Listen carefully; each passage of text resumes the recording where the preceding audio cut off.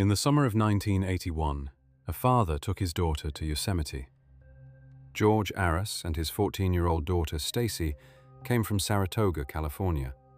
Stacy was one of 4 kids, outgoing, loved the outdoors, hiking, horseback riding and photography.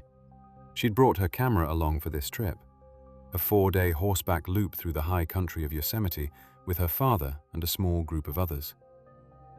On July 17th, the group rode for hours through the mountains.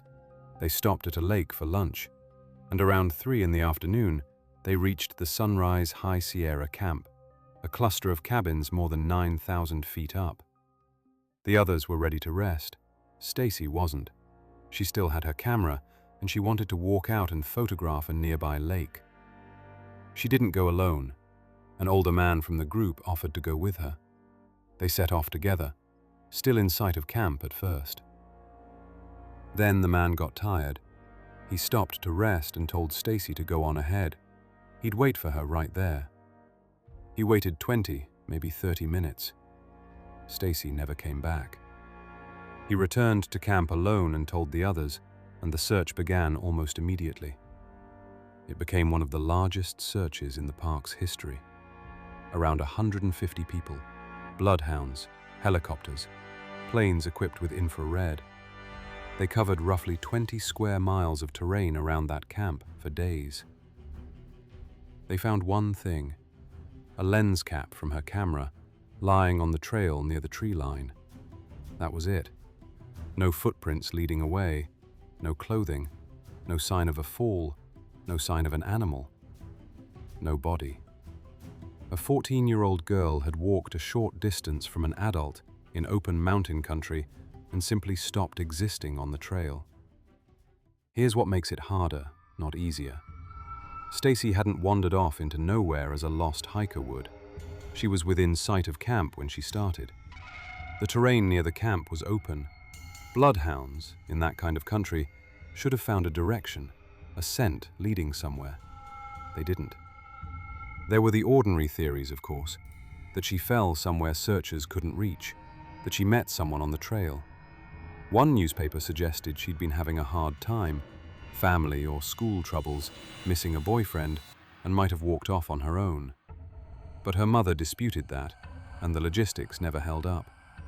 There was a highway a few miles off, but the idea that a 14-year-old arranged to vanish from 9,000 feet up, on foot, in the wrong shoes, and was never seen again anywhere, that explanation collapses under its own weight too.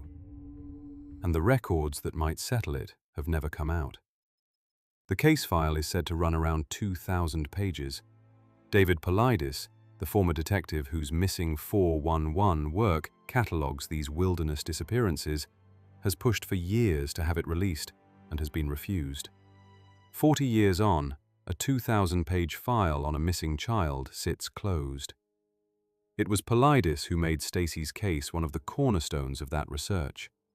He's pointed to the details that repeat across so many of these vanishings: the search dogs that can't find a scent, the person who disappears in minutes from a safe spot, the near total absence of physical evidence. And around the edges of this case, people have raised stranger things. Visitors to that area have talked for years about odd lights in the sky. Some accounts describe a sudden, heavy fog the day Stacy vanished.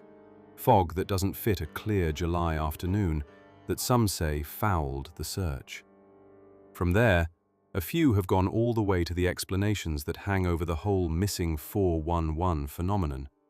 That something not human moves through these mountains, and that some of the missing were taken. None of that is proven. No lights were ever documented over that camp. No fog explains a missing girl. What exists is a lens cap on a trail, and a file no one will open. So separate what we know from what we don't. Confirmed, Stacy Arras walked a short way from her group to photograph a lake. An older companion turned back. She never returned. One of the largest searches in Yosemite's history found a single camera lens cap, and nothing else. Unconfirmed, everything that would explain it. Where she went, why the dogs found no trail, why the file stays sealed, and whatever people think they saw in the sky over those mountains. A girl walked toward a lake to take a picture, a few minutes from safety, in open country, and left behind one small piece of plastic and a question no search has ever answered. Where did Stacy Arras go? 40 years later, no one knows.